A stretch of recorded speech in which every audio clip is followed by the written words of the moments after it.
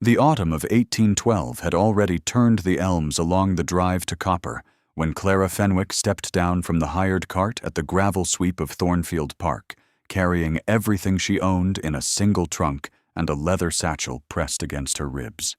The great house rose before her in pale stone, 4 stories of sash windows reflecting a sky the color of wet slate. And in the doorway stood a line of household staff arranged in descending order of consequence, their faces closed against the wind and against whatever they had already decided about her. She was 23. She had buried her father in April, sold the rectory furnishings in June, and answered the advertisement for a governess in August. And now she stood on another man's gravel in shoes that had been resoled twice, and a traveling dress that smelled faintly of the trunk's cedar lining. The housekeeper, a broad woman in black bombazine, whose name she would learn was Mrs. Hartley, stepped forward and said, "Miss Fenwick, you will be presented to His Grace in the drawing-room. You will curtsy when he enters. You will not speak until he addresses you." Clara nodded once and followed the woman through a hall lined with portraits of men who had never carried their own luggage. The drawing-room was paneled in dark wood and lit by a fire that seemed too large for the season. 3 footmen stood at intervals along the wall. A woman in dove-gray silk sat in the chair nearest the hearth, her posture so precise it seemed architectural. This was Lady Marguerite Ashworth, the Dowager Duchess of Thornfield, and she looked at Clara the way one looks at a bill that has arrived earlier than expected. The Dowager's hands were folded in her lap, her rings catching the firelight, and she did not rise. She did not greet. She waited, and the room waited with her. Then the door opened, and the Duke of Thornfield entered. He was tall and broad across the shoulders, and he moved the way men move who have learned to make rooms quiet by entering them. His jaw was cut sharp beneath dark hair, his eyes the color of smoke from a fire not yet visible, and his face carried no expression Clara could name. He stopped 6 paces from her. Mrs. Hartley drew a breath. The Dowager's chin lifted a fraction of an inch. Clara did not curtsy. She stood where she was, her satchel still pressed to her side, and met his eyes, and said, "Good afternoon, Your Grace." The silence that followed had weight. Mrs. Hartley's hand moved to her collar. The Dowager's lips parted, and then pressed shut again, a motion so controlled it might have been practiced. The Duke looked at Clara for 3 full seconds. Something shifted behind the smoke of his eyes, too fast for anyone in the room to catch. And then he said, "Mrs. Hartley, show Miss Fenwick to the nursery wing," and turned and left the room without another word. If you have ever stood in a room where every face has decided what you are worth and felt the verdict land in your stomach like a stone, then you already know what Clara carried up those stairs. Stay close. This story knows that feeling, and it does not leave her alone in it. That evening, as Clara unpacked her trunk in the small room adjoining the nursery, Mrs. Hartley appeared in the doorway with a sealed letter. "From His Grace's steward," she said, and her tone carried something Clara could not yet read. Clara opened it and found a single line of ink on cream paper. Her annual salary had been doubled. No explanation. No signature beyond the steward's neat hand. She read the figure twice, folded the letter, and placed it inside the leather satchel alongside the only other object she had carried from the rectory. A worn volume of William Cowper's verse, with her father's annotations crowding the margins in his careful, slanting script. In the nursery, a child was already sleeping.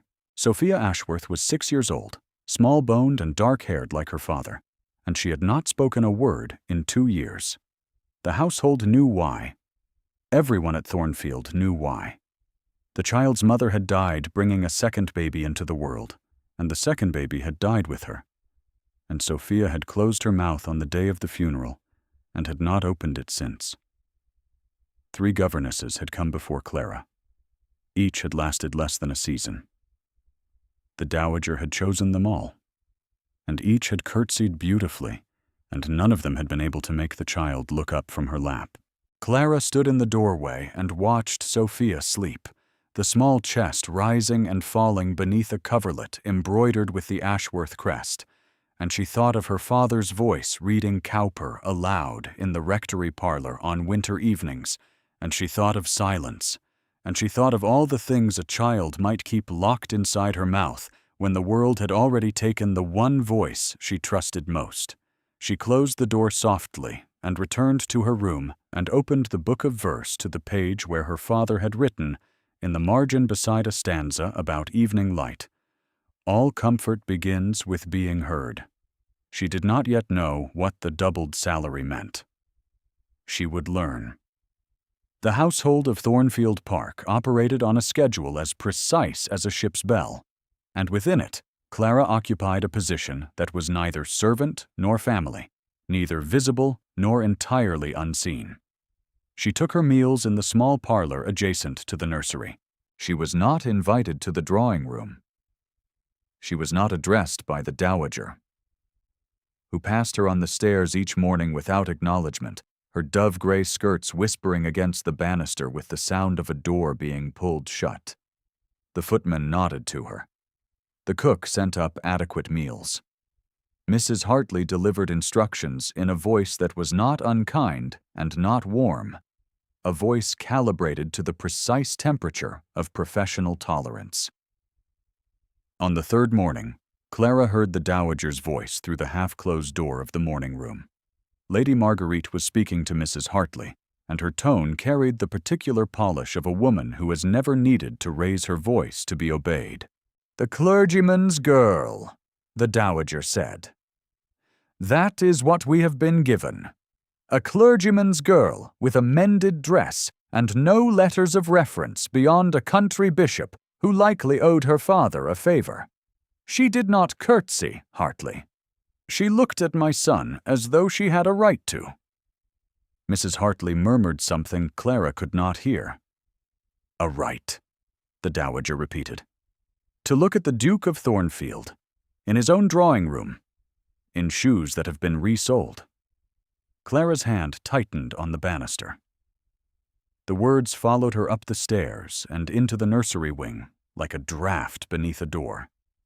And she carried them the way she carried everything now, quietly, with her shoulders level and her face composed, and the weight distributed across muscles that had learned, over 6 months of funerals and inventories and interviews in borrowed parlors, to bear without showing the bearing. The nursery itself was a long room with 2 tall windows that faced the park's eastern lawn.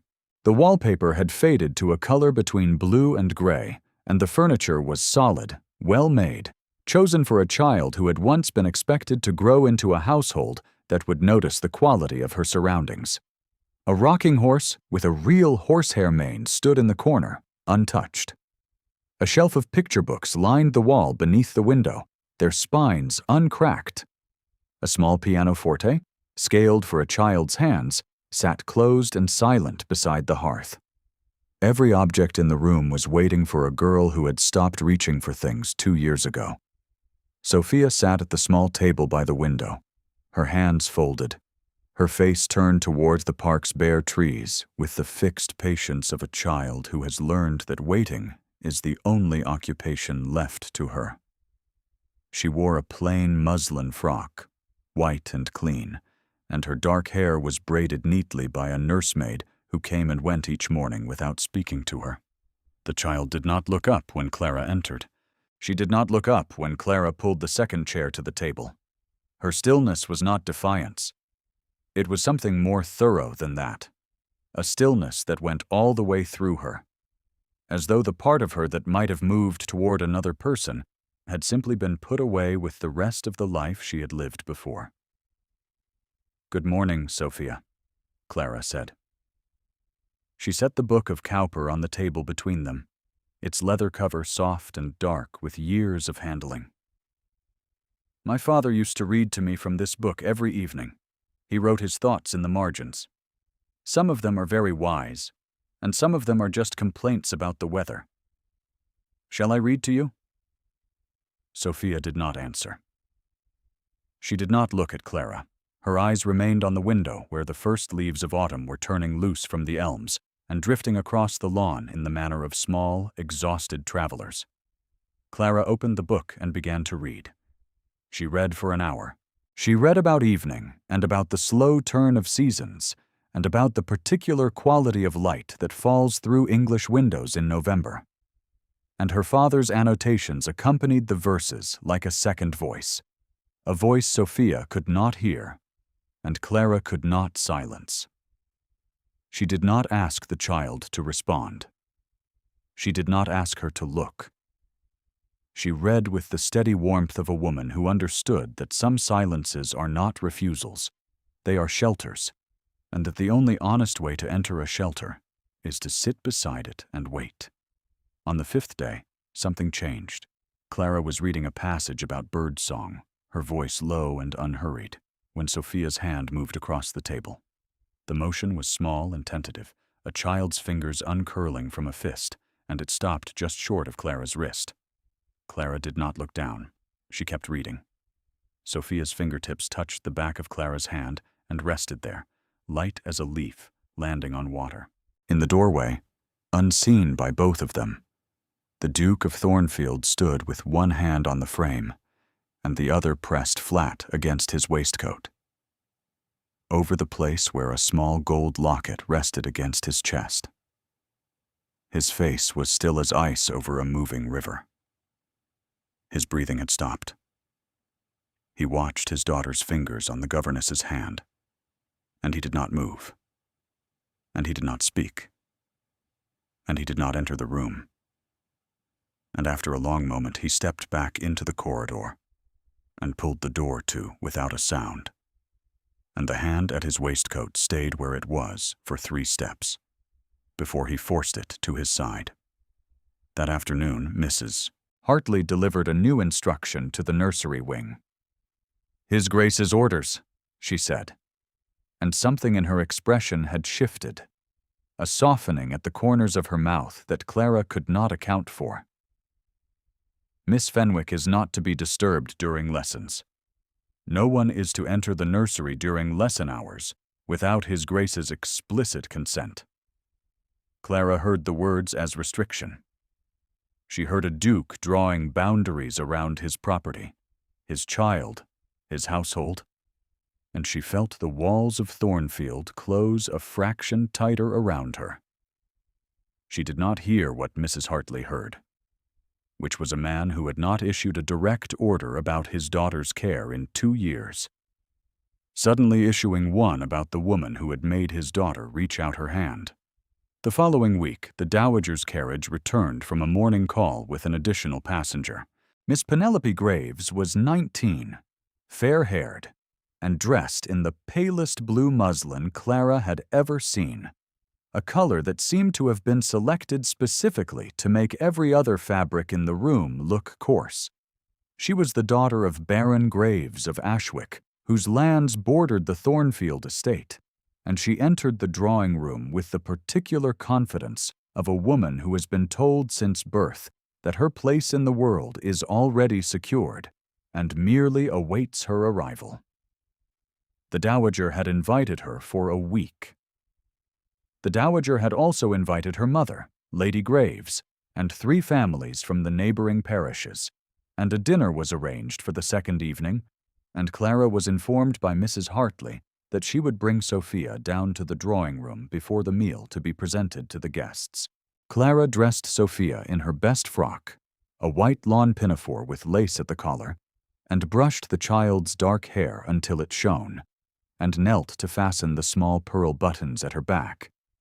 And Sophia stood very still through all of it, with the patience of a child who has learned that other people's hands on her body are a kind of weather, neither welcomed nor refused, simply endured. Clara took her hand. Sophia's fingers gripped Clara's with a pressure that spoke louder than any word the child had not said. They descended the main staircase together. The hall below was bright with beeswax candles in the iron sconces, and the footmen had put on their best livery, and a maid was carrying a silver tray of ratafia glasses toward the drawing room and the house hummed with the particular frequency of a gathering assembled to confirm what everyone present already believed about their own importance. The drawing room was full of silk and candlelight, and voices calibrated to the frequency of people who have never had to raise them. Miss Graves stood beside the dowager near the fire, and when Clara entered with Sophia, the conversation paused the way a stream pauses when a stone is dropped into it. A brief disruption followed by an immediate resumption of flow around the obstacle. Clara was aware, in the way a body is aware of cold air on bare skin, of every eye in the room cataloging her gown, her shoes, the plain ribbon at her collar where another woman might have worn a brooch. Her dress was clean and pressed, and her posture was her mother's, and her voice, when she would need it, was her father's. She had nothing else, and she did not apologize for it. "Ah," said Miss Graves, turning to Lady Marguerite with a smile that did not reach her eyes. "The clergyman's girl. Mamma told me about the new arrangement. How charitable of His Grace."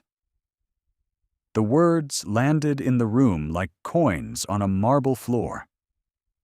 Clara's face did not change.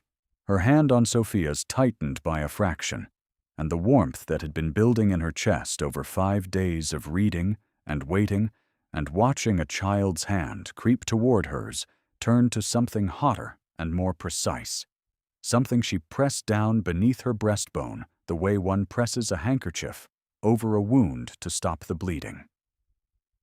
Across the room, standing at the window with a glass he had not touched, the Duke watched. His gaze moved from Miss Graves to Clara, to the place where Clara's hand held his daughter's, and his jaw tightened by a degree so slight that only someone watching for it would have caught the motion. He set down his glass.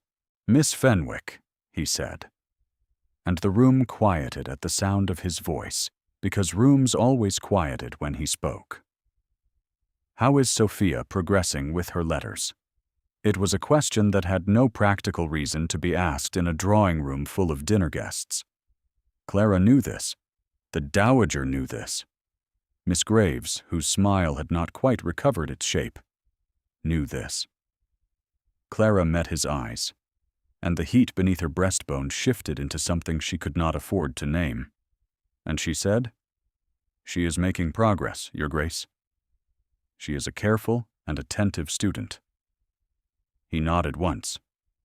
"Good," he said, and turned back to the window, and the conversation resumed around Clara like water closing over a stone. She took Sophia back upstairs before the soup was served, and sat in the nursery in the dark, the child asleep in the next room. The book of Cowper closed on her lap, and she did not permit herself to think about the way his voice had sounded when he said her name. 3 weeks passed. The leaves finished falling. The mornings grew sharp, and the fires in the nursery were built higher. And Clara's days settled into a pattern that was almost bearable, and almost something else. Something warmer and more dangerous that she pressed away each time it surfaced. She read to Sophia every morning. Sophia's hand now rested on Clara's arm during every lesson, a small, persistent anchor, and twice the child had turned her face toward Clara's voice with an expression that looked less like patience and more like hunger. Once, reading a verse about a garden in spring, Clara had felt Sophia's lips move against her sleeve, forming the shape of a word that did not quite arrive. Clara had kept reading without pausing, without looking, without letting the tremor in her chest reach her voice. And she had turned the page as though nothing had happened, and Sophia's lips had gone still again. Miss Graves remained at Thornfield. What had been announced as a week's visit had stretched into a second, and then a third, and the dowager's drawing room had become a rehearsal for a production whose final scene everyone in the household could see, except, apparently, the Duke himself. Miss Graves played the pianoforte each evening after dinner. She wore a different gown each night, each one more carefully chosen than the last, pale silks that caught the candlelight and held it in a way that made Clara's gray wool disappear entirely from the room's visual field. She laughed at the right moments. She deferred to the dowager with a grace that was indistinguishable from submission. She called Sophia darling, in a voice pitched for the room rather than the child. The Duke appeared in the corridor outside the nursery at irregular intervals. He never entered during lessons, honoring his own order. And Clara saw him only at the edges of the household's formal machinery. At dinner when she was required to bring Sophia down, in the library, when she went to select books for the next day's reading. Each time, his eyes found her before she found him, and each time something in his posture shifted, a loosening of the hands he kept clasped behind his back, a half-step toward her that resolved into stillness before it became a full one. One morning, Clara brought Sophia down for her walk in the garden and found the ground white with the season's first frost. The child had no warm coat. The one she had arrived in at the start of autumn was too short in the sleeves and thin at the elbows, and Clara was kneeling on the gravel path wrapping her own shawl around Sophia's shoulders when the Duke appeared at the garden gate. He stopped. He looked at Clara kneeling in the cold with bare arms and the child warm in her shawl, and his face did something Clara had never seen it do. It lost its composure for exactly 1 second. Then it closed again. "Mrs. Hartley," he said, not raising his voice, not needing to, because a footman was already within earshot and would carry the words to the housekeeper within 3 minutes. "Miss Fenwick is to be provided with a winter coat, lined, today, and one for the child as well. Charge both to my account." Clara stood. "Your Grace, that is not necessary. My shawl is sufficient." "It is not," he said, and walked past her into the garden, and did not look back, and his hand at his side was clenched. One evening she came to the library after Sophia was asleep, and found him already there, standing at the mantelpiece with the gold locket open in his palm. The firelight caught the miniature inside, a woman's face rendered in tiny, precise brush strokes, dark-haired and gentle-eyed. He did not close it when Clara entered. He looked at her, and for the first time since her arrival, his face was not stone. It was something older and more broken, the face of a man standing at the edge of a wound he had never permitted anyone to see. "Her name was Catherine," he said. His voice was low and level, the voice of a man who has rehearsed control so long it has become a kind of prison. "She died in this house, in the room directly above this one. I was in London. A meeting with the solicitors about a property matter that could have waited a month, a year, a lifetime. I chose the meeting." Clara did not move. She stood with the book of Cowper held against her chest, the way she had held her satchel on the day she arrived, and the fire cracked once in the silence, and her heart beat so loudly she was certain he could hear it. "The child died with her," he said. "A boy. He lived 4 hours. The physician said he was perfect." He closed the locket with a soft click. Sophia was in the nursery. She heard the household's grief through the walls. She has not spoken since. The room was very quiet. Clara's fingers on the book's cover had gone white. She understood what he was telling her. Not with her mind, which was still catching up, but with the part of her body that had stood at a well with a bucket of water in her hands and known, before she turned around, that the silence from the kitchen was wrong. Her own father had died in a chair by a window while she was fetching that water. She had returned to find him with the book of Cowper still open on his knee, and his hand still resting on the page, as though he had merely paused at a difficult word. And she had set down the bucket on the kitchen floor very carefully, as though the careful placement of the bucket were the only thing preventing the world from coming apart.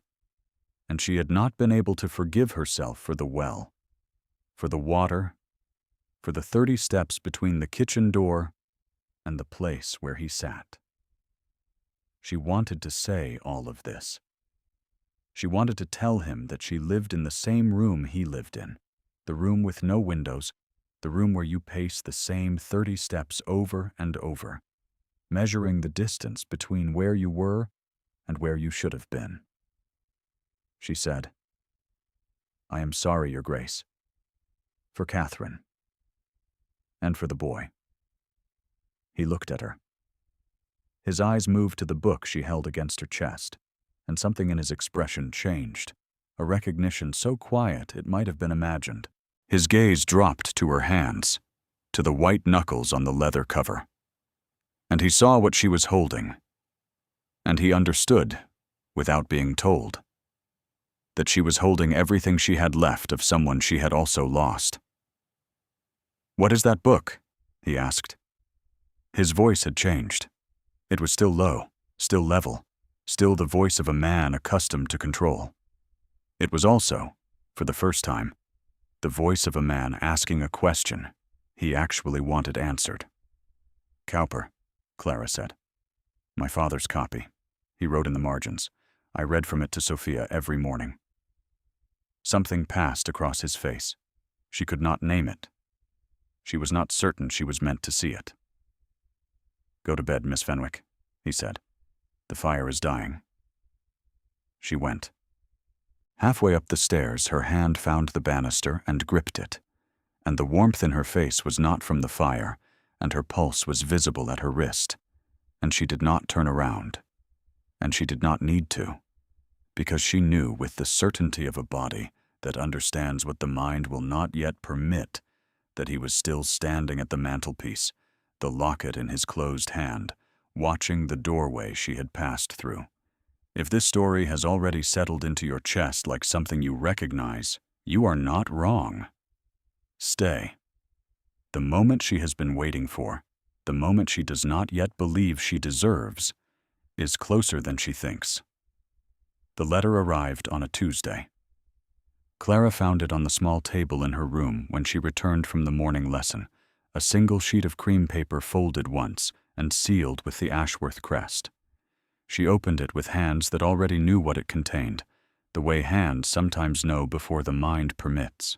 Her services were no longer required. She was to vacate the nursery wing by Friday. A month's wages would be forwarded to any address she cared to name. The letter bore the dowager's hand, not the steward's, and at the bottom, in Lady Marguerite's precise copperplate, a single line had been added, as though in afterthought. "Miss Graves has agreed to oversee the child's education going forward. The arrangement is more suitable." Clara read it twice. She folded the letter and placed it inside the satchel beside the salary notice and the book of Cowper, and she stood at the window and looked out at the park where the last of the autumn color was draining from the elms, and her reflection in the glass was very still, and her eyes were dry, and her hands at her sides were steady. And somewhere behind her breastbone, something was breaking with the slow, deliberate precision of ice cracking across a pond. She began to pack. She folded each garment as carefully as she had folded it when she packed the rectory trunk in June, pressing the creases flat with the heel of her hand, laying each piece inside with the precision of a woman who has learned that the arrangement of small things is sometimes the only order available when the large things have become ungovernable. The gray wool dress she had worn to the drawing room, the second dress, the darker one that she wore on days when the nursery was cold and the fire took long to catch, the shawl she had wrapped around Sophia in the frost-white garden. She smoothed it against the trunk's cedar bottom, and her hand paused on the wool, and she pressed her palm flat against it. And the warmth that had been Sophia's warmth was gone from it now, and she drew her hand away and placed the next garment on top. The coat he had ordered for her hung on the back of the door. She left it where it was. It was not hers to take. In the servants' corridor that evening, a young footman named Thomas stopped her as she carried her folded gowns toward the trunk. His face was flushed, and his voice was low and unhappy. "Miss Fenwick," he said, "I ought not to say it, and I know I ought not, and I am saying it all the same. Her ladyship has been speaking to the vicar's wife, and to Lady Graves, and to anyone who will stand still long enough to listen. She has been calling you the clergyman's girl, and she has been saying that you came here with designs above your station, and that a woman who will not curtsy to a duke is a woman who does not know her place, and that you have been filling the child's head with improper attachments." Clara looked at him. "Thank you, Thomas," she said. "It is not right," he said.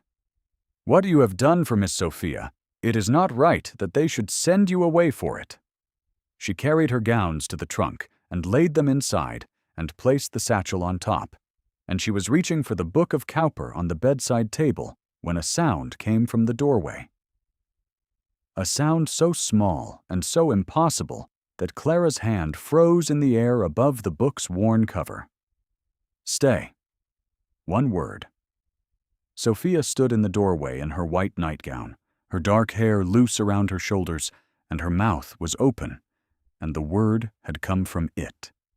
The first word in 2 years, and her eyes were fixed on Clara's hand above the book. And her face held an expression that Clara recognized because she had seen it in her own mirror every morning since April. The expression of a person watching the last familiar thing prepare to leave. Clara knelt. She opened her arms, and Sophia walked into them, and the child's small body pressed against Clara's chest with a force that contained everything she had not said in 2 years, and Clara held her and breathed against her hair, and the book of Cowper sat on the table between them, her father's handwriting visible on the open page. And the room was very quiet, and Clara made her choice. She would not leave without speaking to the Duke. She would not beg. She would not plead. She would tell him what his daughter needed, and she would tell him in the same voice she had used on the day she arrived. The voice that did not curtsy. The voice that met his eyes and spoke as though the distance between a clergyman's daughter and a duke was a distance measured in character and not in rank. She dried Sophia's face with her sleeve and carried her back to the nursery bed and sat beside her until the child's breathing deepened. And then she went downstairs. The drawing room of Thornfield Park was full.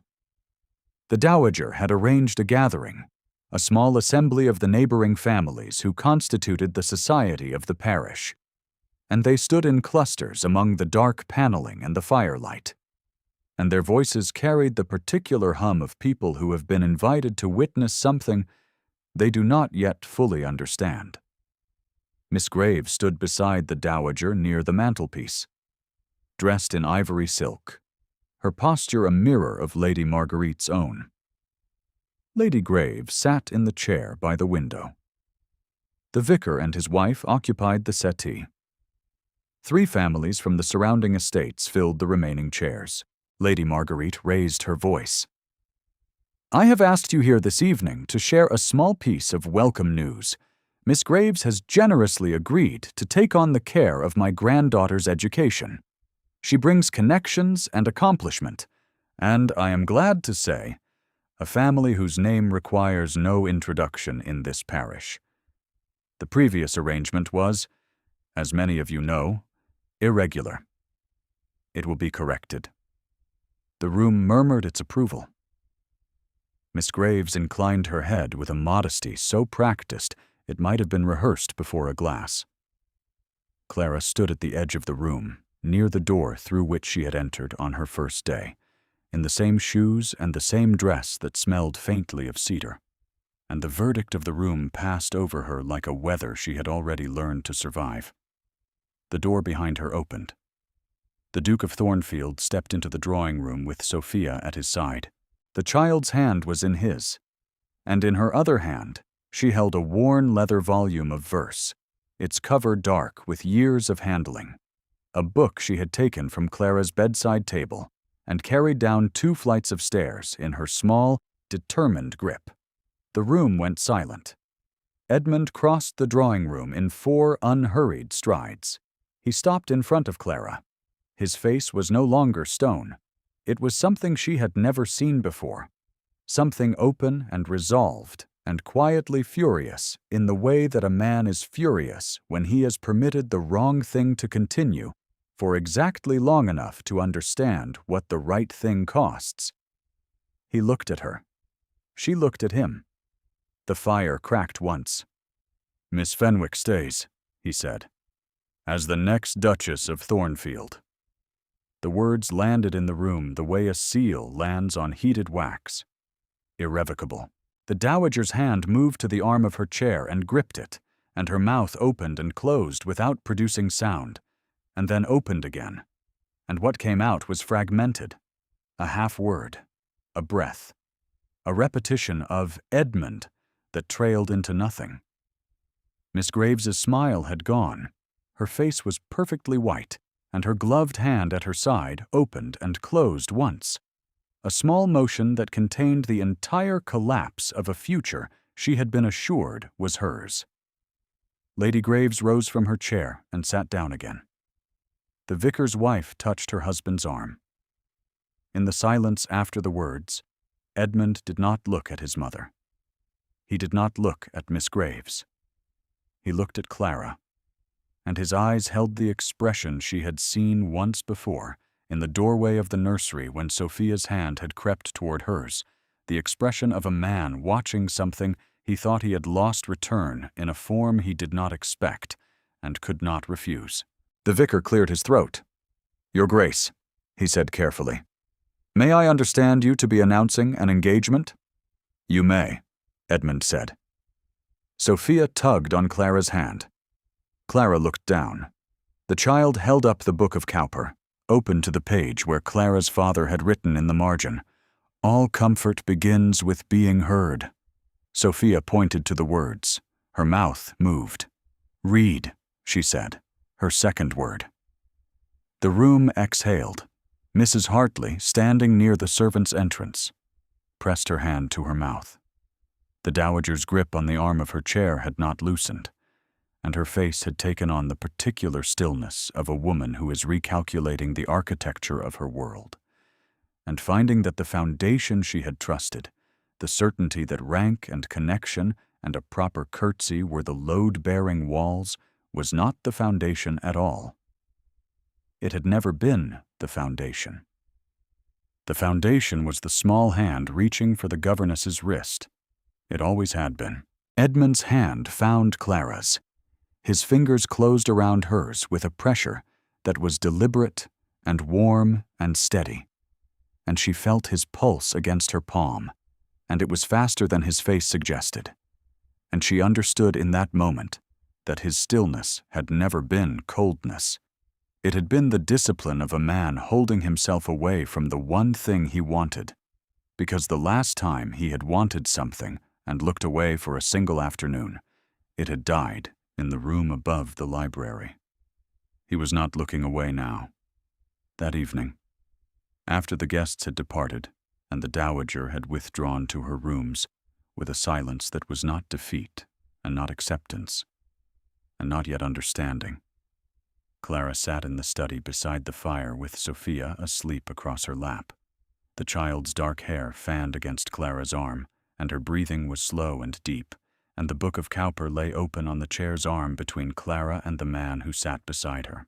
Edmund reached into his waistcoat and withdrew the gold locket. He opened it once, looked at Catherine's face, and closed it, and set it on the table beside the book. Not on top of it. Beside it. 2 griefs, 2 loves, 2 lives that had ended and 2 that were beginning, resting side by side on a surface where the firelight caught them both. "She would have liked you," he said quietly. "Catherine, she would have liked the way you read." Clara's eyes were bright. She did not wipe them. She let the warmth fall where it would, and Sophia stirred against her chest, and the fire shifted, sending a bloom of light across the book's open page, illuminating her father's careful hand in the margin where he had written, beside a verse about winter turning, "Even the coldest house remembers how to be warm." Snow had begun to fall outside the windows of Thornfield. Clara could see it in the dark glass, soft and steady, each flake catching the lamplight for a moment before it vanished against the sill. The park was disappearing beneath it. The gravel sweep and the elm-lined drive, and the place where she had stepped down from the hired cart with her single trunk and her mended shoes, and her father's book pressed against her ribs. All of it covered now. All of it new. Sophia's hand, even in sleep, rested on Clara's wrist. Edmund's hand rested on the book. The locket lay beside them both, closed and quiet. Somewhere in the corridor, Mrs. Hartley was banking the last fire of the evening, and the house settled around them with the small sounds of a place that has decided, after a long uncertainty, what it is for. Thank you for staying until the fire burned low. If Clara's story found the place in you that knows what it is to stand in a room and refuse to be smaller than you are, leave a word for her. She would be glad to know she was not the only one. The snow fell. The book lay open. The child held on. Thornfield was home.